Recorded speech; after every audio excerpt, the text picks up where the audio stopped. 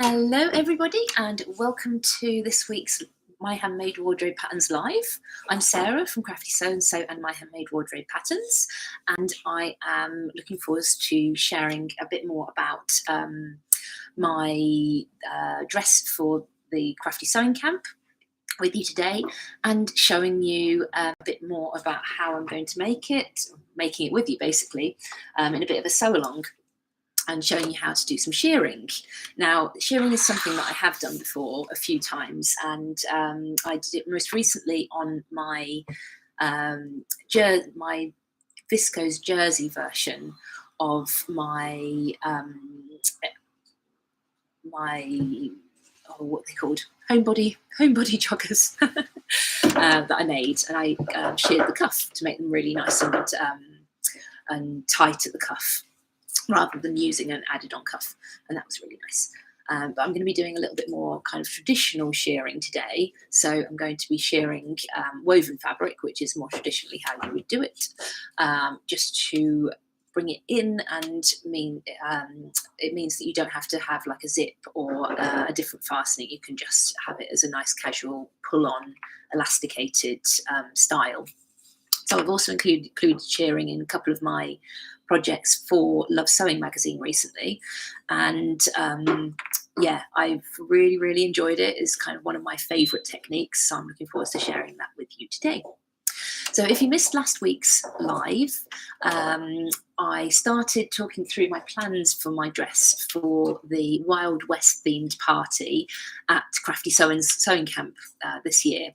So if you missed that, you might want to have a look and see a bit more about what I'm making and a bit more about the camp. We've still got 10 tickets, I think, left for the day. So if you're interested in coming along, please do. We'd love to see you there. And yeah, as part of the camp, we're having a Wild West themed party, and I am making a shirred dress out of this fabric for it. So yeah, I've made a bit of a start and started sewing the sleeves. So I've shirred just the bit that goes round the sleeve, the bottom of the sleeve, so kind of the sleeve hem. As you can see, it's quite a massive gathered sleeve, so that's all going to gather into elastic and kind of create this lovely like poofy sleeve at the top, and then that gathers into a little fluted hem, elastic sheared sleeve cuff at the bottom there. So I've done that one, and I've done the other one. What's great about doing shirring on gingham is that you've got all your lines already marked. So I'll just grab the pattern and show you what they recommend on the pattern. So this is the Great British Sewing Bee book pattern, and it's the one that they used in the latest series. I think it was week 6, summer week anyway.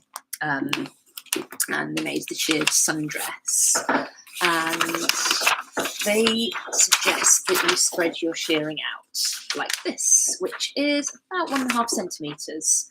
But what I'm going to do is I'm going to spread it out according to the gingham. So I'm going to do one red, one white, one red, one white, and then a row of stitching in between. So wherever there is white, I'm going to be sewing on the white, and then skip a white, and then sew the white. So that will give me a really easy way to make sure that my shirring is straight and that it's all nice and even. Because one thing with shirring that you want is for it to be nice and even. So to set up my machine ready for shirring, I'll just have a bit of focus on my machine. So what we have is a bobbin full of elastic that I've hand wound. Now some people say that you can use your bobbin winder. I don't like to use my bobbin winder. I always find it creates too tight a bobbin, and what happens is if you have too tight a bobbin, the elastic keeps pinging out, and basically you're constantly rethreading your machine and resetting things, and just everything gets a bit messy. So if you hand wind your bobbin fairly tightly, but not like super tightly, I just kind of gave it a little bit of a tension as I was winding it, then you'll be better off with that. The other thing that you want to do, if your machine, and most machines do, has a little hook that the thread in the bobbin needs to go round, then that is something that you need to be aware of still threading up. But on my machine, you have to take the thread so that it goes round the back here, and I've got like a little kind of guide, and then it'll cut off just here. So when I'm threading my elastic in the bobbin case, in the bobbin area down here, I just take it round that little hook, that first hook, but I'm not taking it around this second path. Just because I find that it tends to catch more easily, and then you do want to bring up the thread. So if you've got a machine that you don't have to bring the bobbin thread up on, it'll just automatically do it. When you're using elastic in the bobbin, it's a good idea to bring the bobbin thread up before you start stitching, and also then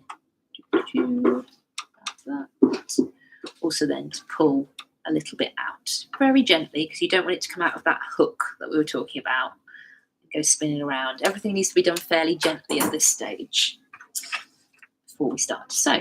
And then I'm going to put the bobbin cover on, and then because of seam allowances, the pattern suggests to leave about 3 centimetres at the top unsheared. So what I'm going to do is I'm going to leave that amount, and I've put a little notch in my fabric at the top and a little notch in the bottom, so I know where to stop. So I basically just need to sew between those, shear the fabric panels between those 2 notches. I've got 2 panels, one for the front, one for the back.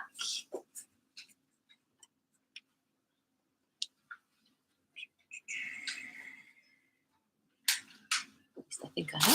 Yes, I have. They're so long when they're not sheared. It's really confusing, because basically like this amount of fabric is going to be sheared down into something a lot more manageable. So yeah, it's interesting at this stage. So I'm going to start at the notch. I have set my needle in the centered position. So my needle is centered and my stitch length is at 5, so it's the highest it will go up to. And I'm going to start by just doing a couple of back stitches just to really secure everything, literally only 2, and then I'm going to start shearing. So what I would always recommend, of course, is you grab a scrap of fabric and you test this out beforehand. Hi Naomi, just asking about, just looking at your question. So, sorry, just a second. There we go. So, yeah, Naomi, you're asking, does the tension on the front loading bobbins need to be loosened? To be honest, I haven't tried this with a front loading bobbin, but I would imagine front loading bobbins, the tensions seem to often be more temperamental. So I would say if you've hand wound your bobbin at a medium tension, then that is going to control a lot of your tension. But you might find that you need to loosen it a tiny bit. Don't go in straight away and loosen. Set up your machine as I've instructed, and as normal, and do a little test run, and then maybe start to loosen your tension, because when you loosen the tension on a front loading bobbin, you obviously have to get your little screwdriver out and just slightly tweak it, then thread up everything again, test it, and just keep going through that process. So it is a bit of a kind of start-stop thing. So before you assume anything, thread up, do a little test, see how it looks, and then you can make a judgment from there. So yeah, we are going to start stitching, and you'll soon see that the fabric will go from being something that's quite flat. You can see it's already starting now. Just reduce my stitch length a little bit because I want it to be a bit more gathered. Let's have a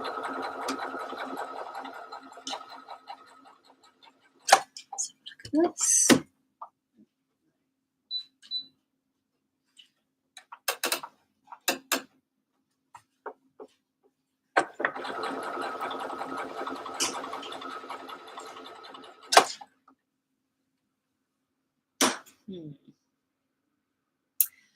Okay.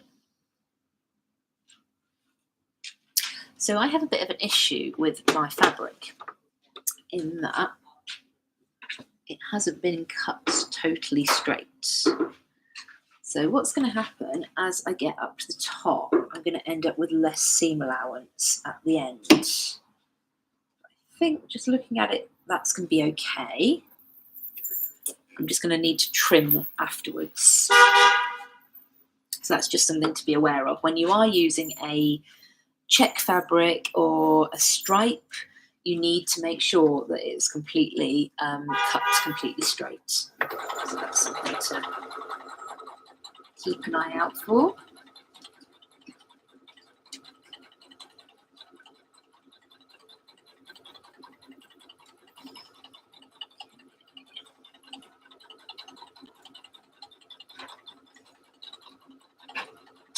So hopefully you can see that this is starting to gather up. The elastic at the back is pulling it all nice and tight.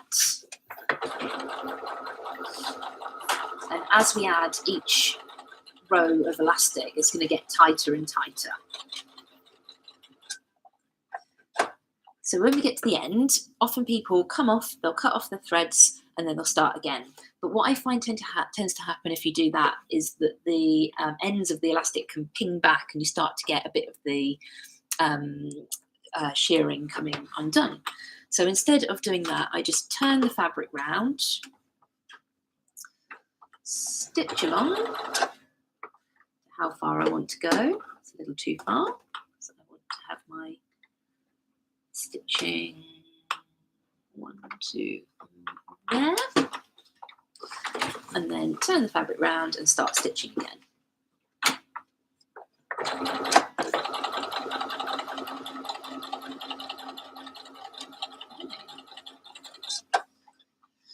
So there we go. That is how I'm going to shear the whole panel.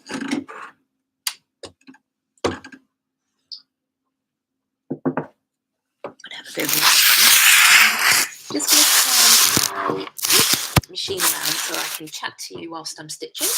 Machine, my laptop, and I can see you. Goodness, this lady behind me looks a bit, the mannequin looks a bit looming, doesn't she? She needs a dress. Better make her one. If you can see Kim in the background as well, Kim is, oh yeah, there she is. She's just making a start, having made an outfit for the Crafty Sewing Camp. She's making a start on her dressmaker's ball outfit. So I've got some catching up to do. So if you are coming to camp, I'd love to hear from you what you're planning to make, or if you're not planning to make something, what you think you're planning to restyle anything. It's definitely not a prerequisite that you need to make anything, of course, but it would be great to hear what your Wild West theme party plans are. A lot of people I know are going for the check shirt and jeans combo, a classic combo, but we've got some denim dresses going on as well. I still need to buy myself a cowgirl hat, so I better get a move on with that.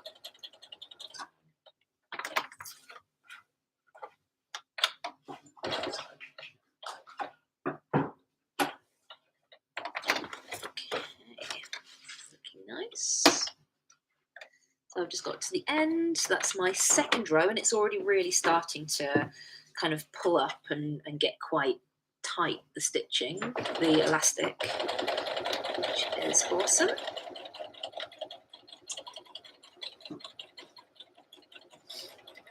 It is quite different shearing on woven fabric because it's so normally not stretchy, and then to make it suddenly very, very stretchy is pretty cool. Just speed up a little. I think that's not too loud for everybody.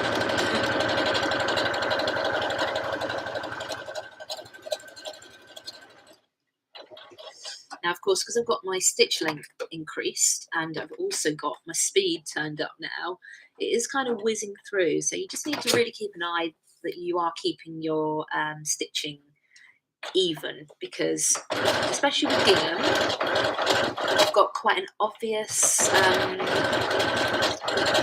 of line to follow, and if I don't follow that line, it is going to look quite wibbly wobbly. But there is some room for movement, and obviously the bigger the check, the easier it is. So I've chosen a nice tiny little 5mm check here and given myself a really hard job, but it's looking good. It's working fine.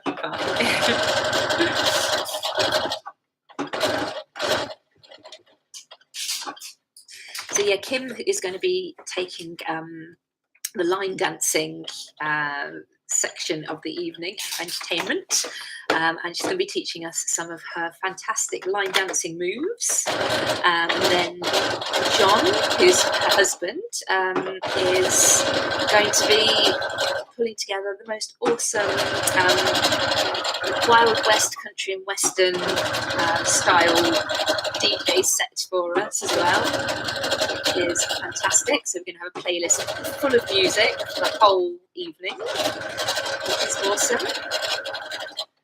And hopefully, after a day of sitting and sewing, everybody will be up for a bit of a stretch and a boogie. We've just confirmed burritos for the evening meal, which is really exciting because I love a burrito myself. Yeah, and it's just going to be really exciting. We need to order ourselves some props as well. So we've got a shopping basket online full of Wild West themed props at the moment. We just need to decide what we're going to go with. If you've got any ideas of things that we should get in, do let me know.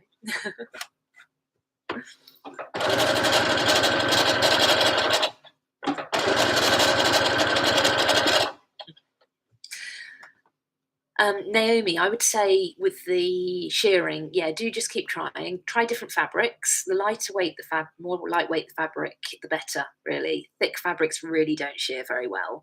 And anything that's got quite a lot of like structure to it as well. Like there's no way that you'd be able to shear a denim if it's a thick denim. It's just not going to happen.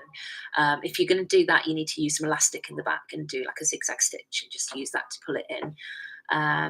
So yeah, just keep giving it a go. It's something that once you've got your settings sorted on your sewing machine, you'll be very happy with it and you'll be using it on a lot of things. But until then, it is a bit of a headache. So just keep persevering and you will get there. So this really seems to be getting there. It's cool. It's at this point that you're like, oh, maybe I should have done 3 rows between. But you can't change halfway through. You've got to stick to it. But no, this is looking lovely. Worth persevering.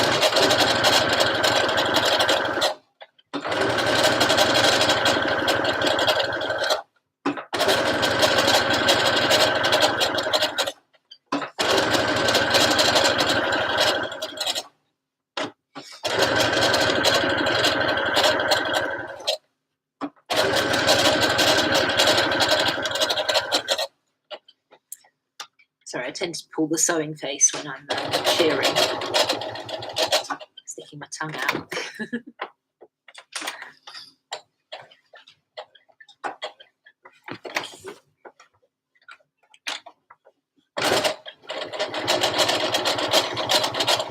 And that's really important to keep listening to what your machine's saying. And my machine is saying that it's getting a bit low on the bobbin threads. So I have actually already pre-wound another bobbin full of elastic because I know how much this gets through. So yeah, that's going to be ready to go when I need it.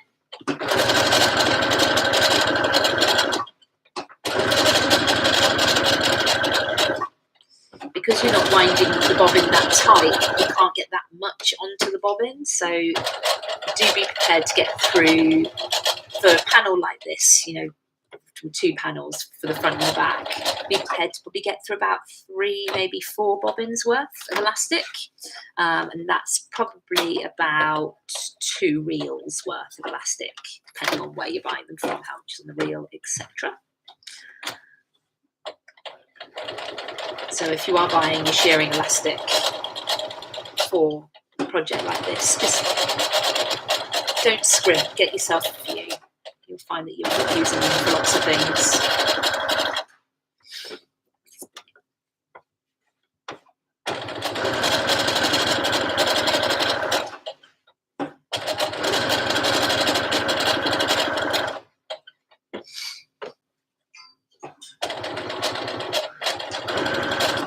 You do find after a while you start to go a bit cross-eyed, and you just have to kind of have a little reset. So if you do find yourself in that situation, like I am, going a bit cross-eyed, I'm just going to stop, have a drink. It's better. And that's my reset.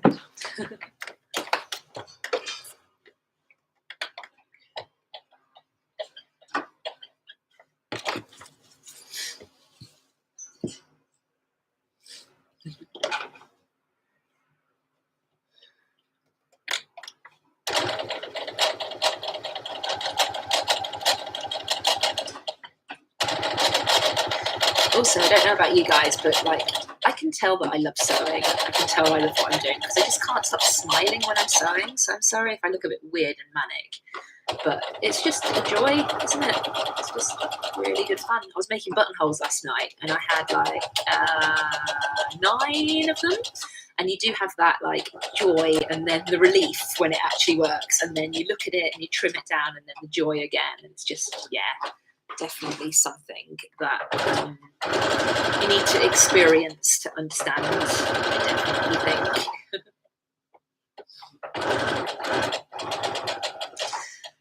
So yeah, Dressmakers Ball tickets are going really well. We've sold over a third. We're heading for a half actually. A few more sales each day, which is lovely. And yeah, it's going to be really exciting. Where's that stopped? So sometimes you will find that you do a whole load of sewing and the bobbin thread has fallen out without any warning. Not fallen out, run out without any warning. So that happened for me. I got an empty bobbin. Unfortunately, here's one I prepared earlier. So I'm just going to pop that in that set.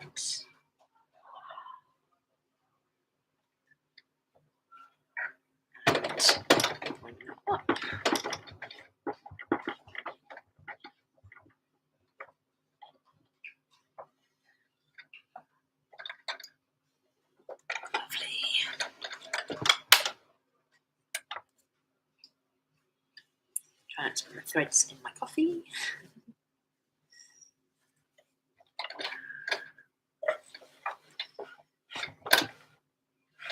And then work out where it stopped. So basically, if you run out of thread halfway through, what you'll usually find is that it will literally stop. And you'll just end up with the top thread showing through. So all you need to do is unravel your stitching like that. So you end up with a little bit of normal thread and a little bit of elastic threads. And then I like to tie those together just to make sure that that's definitely secure. So I'll just unpick a few of the stitches just to give myself a little bit of extra thread to make sure that I can do that. And then I can start again. I'm just going to stitch over a few of the stitches, stretch them out, stitch over a few of the stitches just to make sure that it's definitely nice and secure. And then I can just carry on as I was. But do make sure that you check back that it is actually gathering. So you can probably see here that this bit is not gathering. So the bit that I've just threaded up, hasn't gathered. So that's why it's really good to just do a few stitches and check and then come back. So I'm just going to pull out that elastic and thread. And the reason that it's not gathering is because if I pull the elastic, you can see it just freely comes out. It's not caught underneath. So I just need to go back. I need to hand wind my bobbin again. You can see here kind of the tension that I'm putting on. Not a lot, just a little bit. And then drop the bobbin back in. And I'm just going to make sure it's definitely gone in there. And then bring up the elastic threads. And you might find that this is something that you have to do a few times just to get everything secured. The worst thing to do is to not look back at your work when you start stitching, when you start using a different thread or anything like that. Always do a few stitches and then look back and see what's happened. Look at the underneath. Check it out, and then you'll know that you can carry on sewing with confidence that it's actually doing what you wanted it to do. Okay, so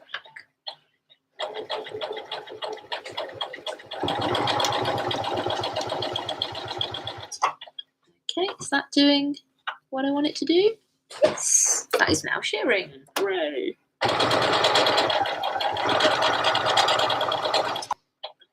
Another little check just to make sure. Yep.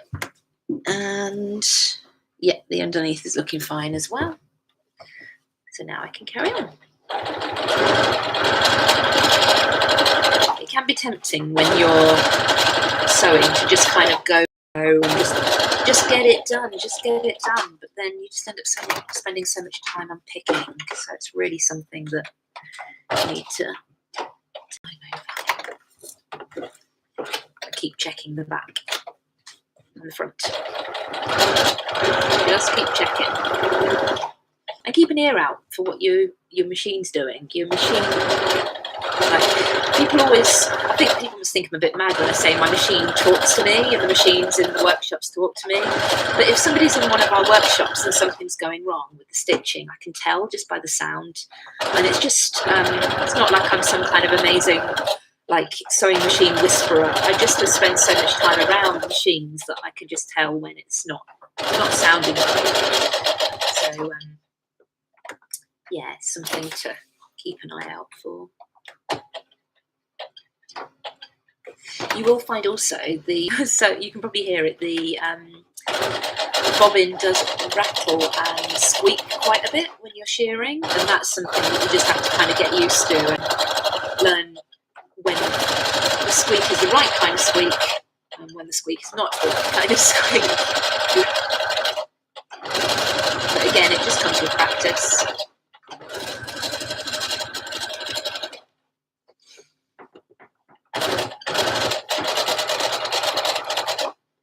Okay. Getting there. I think I've got about maybe 4 more rows to go.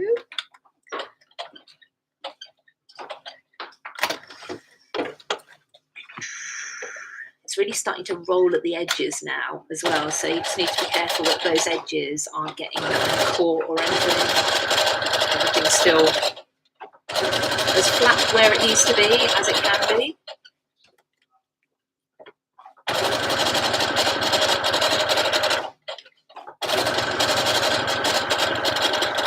Now, if you don't have a gingham fabric or a fabric that has an obvious stripe or an obvious kind of geometric design, then you need to get yourself a friction pen or chalk, some kind of erasable fabric marker. And I'd recommend drawing your lines on first, so you've got something to follow. And then set your needle in the centre, because it's always easier to follow when your needle's in the centre. And then follow those lines whilst you're stitching. It's quite a discipline, but if you get in the zone, then it's quite enjoyable, really.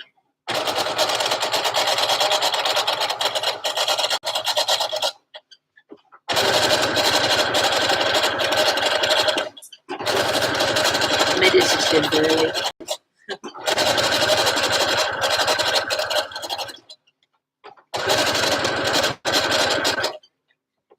I'm finding quite funny is because we've got daisies on this. I can just see these daisies kind of disappearing in front of my eyes.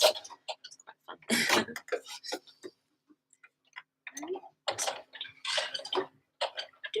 So I've got this row, and then I've got one more row, and then that is one of my panels sheared. I'll show you what to do with it next.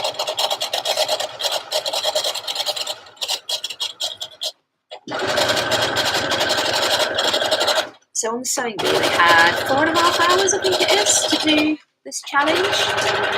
So I'm just doing one panel, and yeah, as you can see, it's kind of taken me quite a long time. Can you imagine if you had to do the 2 panels and the sleeves and everything else? It's going to be quite a challenge, I think, to get it done in that time frame. But having spoken to quite a few people who have been on the sewing bee, it is all pretty much real. So you can just hear there, my bobbin was making a bit of a strange sound. It's coming to an end. So what I'm going to do is just double check that it's not gathered or kind of gone weird in any way. I think it's okay. I've only got a small amount of elastic left on, but I should have enough to get through another row. So let's give that a go. So I'm just going to do one more row of the shirring.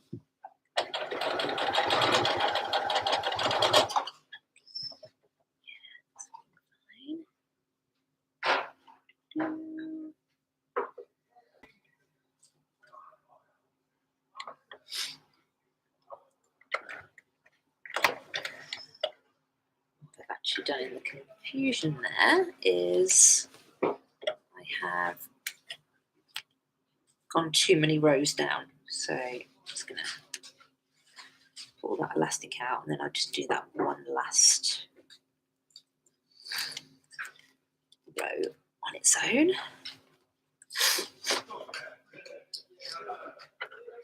Okay, so I need to go on there. There we go.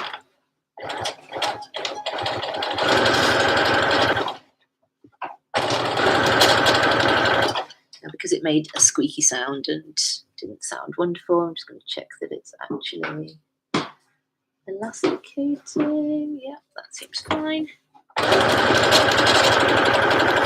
I am definitely playing serious bobbin chicken live on YouTube here. Ah, yes, bobbin chicken. I have not won. I have not won the bobbin chicken. How much elastic it actually takes and how little you can get on the bobbin. So yeah, that's fine. This one, not so much. I'm just gonna have to pull out that bit because it had not elasticated in the slightest, so not helpful. Then I'm just going to pull out my thread as well.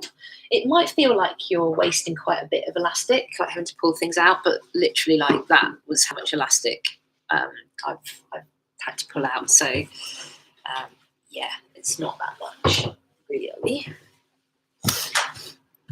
Okay, so that's all fine. Just need to go and grab my other elastic.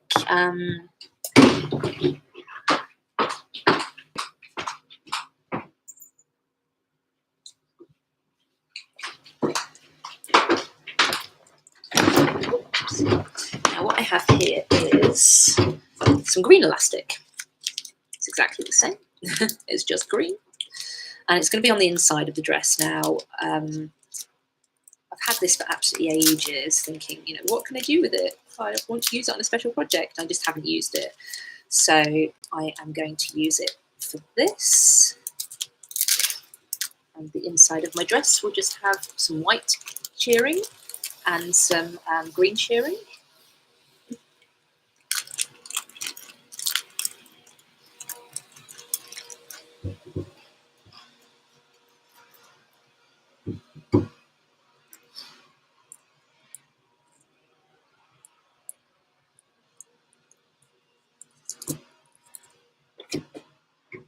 Okay, bobbin. the elastic. If your bobbin has a little hole through it, you can thread the elastic through. I usually find it a bit too faffy and don't bother. Seeing as you're watching, I'll give it a go. Okay, so threaded that through. Okay, I'm just going to hold on to that and just start winding the bobbin on.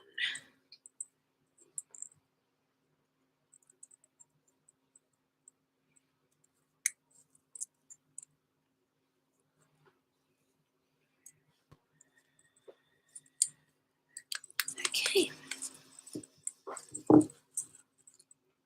You will probably find that your elastic's going to basically ping off the table, fall on the floor, and just kind of let it rattle around whilst you're putting your elastic on. You try and keep this, it's not going to work. You might want to put it in a cup or something like that. That might help. But actually having the elastic on the floor does help with the tension, so it's giving it a little bit of natural tension anyway. When you get through winding on the bobbin, just turn the bobbin round and start winding the other way. Otherwise, you end up with kind of a triangle of elastic. You end up with it all on one end.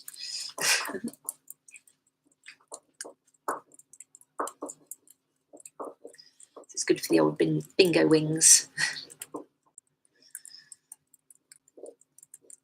Okay, so what you want to make sure that you don't do is you don't want to overfill your bobbin. So I think I'm about the capacity there. I've not got anything kind of going over the edge of the top of my bobbin. If you overfill the bobbin, then basically it's not going to turn around in the bobbin case as it should, and it's just going to get stuck and things aren't going to work the way that you need it for the to.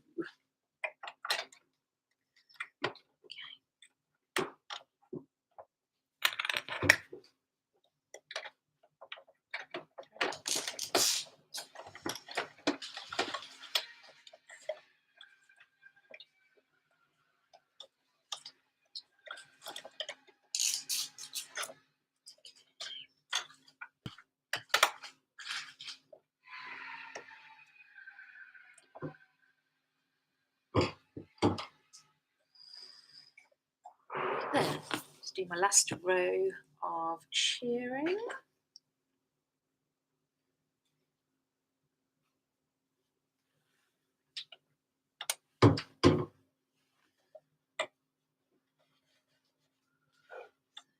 Yeah, that's good.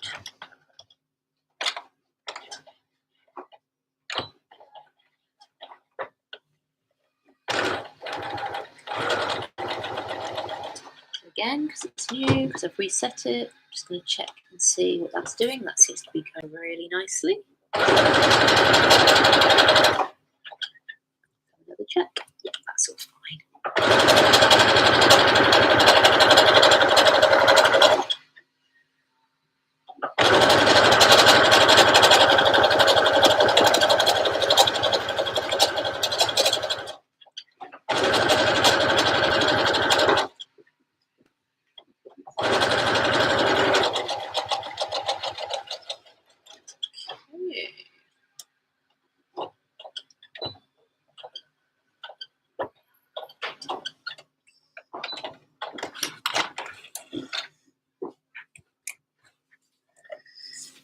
Okay, so that is my shirred panel.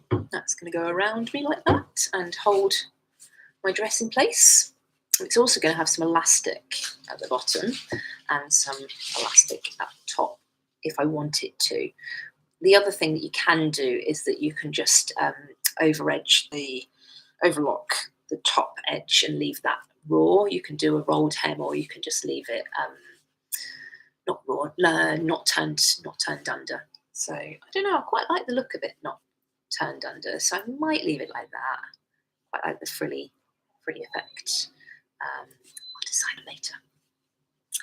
So the next bit that I'm going to show you today is, I'm not going to share the other panel live, but I am going to show you what you do with this panel once it's sheared. So obviously it's quite rolly at the moment, quite difficult to manage. You need to take the pattern piece. So this is the pattern piece. It's a bit confusing because they've put the writing the wrong way up, but this is the top, this is the underarm, this is the underarm. So you can take that piece and just put it on top of your fabric. And without stretching it out or anything like that, you're then going to cut your front panel, your front bodice panel from that fabric.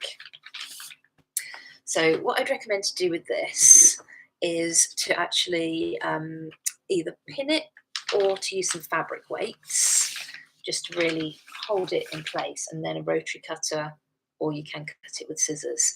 I'm actually just going to grab some pattern weights and put lots and lots of pattern weights down, and then I'm going to take it over to our cutting mat, and I am going to use the rotary cutter to cut it out, because I think that's just going to be more precise, basically. So yeah, once I've done that, and I've got another one, once I've sheared the other panel, I am then going to join the top to the skirts. So join the skirts at the side seams, join the dress at the side seams, and then I'm going to join the top to the skirts. So I'm not going to join the top front to the skirt front and the top back to the skirt back, because then if I join the side seams, then I'm not going to be able to create my channel nice and easily. So it's much easier if I make up my top, make up my skirt, and then join those two together, because then I can leave a nice deep hem seam, and I can use that to put the elastic in. So I'm going to carry on with this over this week, and then I will join you next week to do the finishing touches next Thursday, and we will have a dress ready for the Crafty Sewing Camp. So thanks very much for joining me today, learning about shirring. Hopefully I have given you some good tips that you can use for shirring in the future, and giving you some inspiration for what you might be able to make if you're coming to the Crafty Sewing Camp. If you're not, then we do still have tickets, so please do have a look into that and see if you can make it, because we'd love you to come. Until next week, happy sewing. Bye.